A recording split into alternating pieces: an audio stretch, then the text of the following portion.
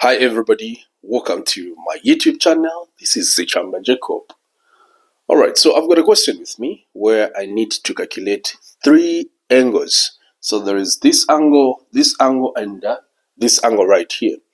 So for question A, we need to consider this important point here. They have said that these two are tangent lines. So meaning the angle at this point will be equal to the angle at this point, and the sides, this side will be equal to this side. We've formed an isosceles triangle. So what we're going to do is to say 180 degrees minus a 54 degrees. We want to find the sum of these two angles. And when we do so, we're getting this angle, okay? So the sum of these two angles, it's 126. We shall divide by a 2, and when we divide by a 2, the reason why we are dividing by 2 is because we want now to find the value of one angle. We've found already the sum of two angles, this plus this, since they are equal, and this they are equal. For us to find the value of one, we need to divide by a 2.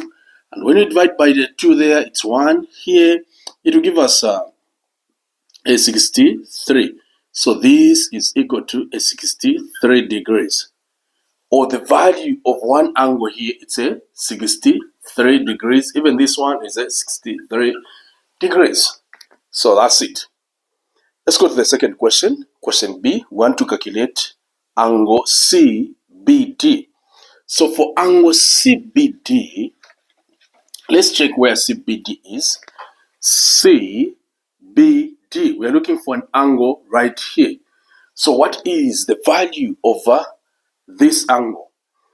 For us to calculate this angle, we need to understand the property which says that when a tangent line touches the diameter or radius, it forms a 90 degrees here angle, 90 degrees angle there. You see, it's now very easy for us to calculate the value of this angle here because we're going to subtract 63 from 90. So that's 90 degrees minus a 63 degrees. And this, of course, is giving us a 27 degrees. So the angle here is a 27 degrees. Okay. And lastly, we have to calculate angle CDB. CDB, we're looking for an angle right here. So in order for us to get that angle, we're supposed to first find this angle, and then we come and use property of a triangle. This angle plus this angle, we subtract their sum from 180, we'll get the angle at this point. So that will be 180 degrees minus a 63 degrees. We want to find an angle here. And this is giving us what? 117 degrees.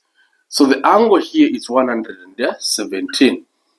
Maybe you may be wondering that why are we using 180? This is a property of a straight line. Can you see a straight line? So we know that a straight line, or the angle that is forming a straight line, is 180 degrees.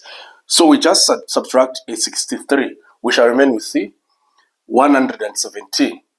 So after that, we say 117 degrees plus a 27 degrees. This, when we add them up, we're getting 144 degrees. So the sum of these two angles is 144 degrees. And then we say 180 property of a triangle. We want to find this angle here. We shall just subtract the sum of those two angles. And when we subtract, of course, this is giving us that's 60 degrees. So the angle at this point is a 60 degrees, just like that. Thank you so much for watching. Hopefully you've learned one or two things. Please remember to share the video, subscribe, and also leave a comment. Don't forget also to like. Leave a comment in the comment section below.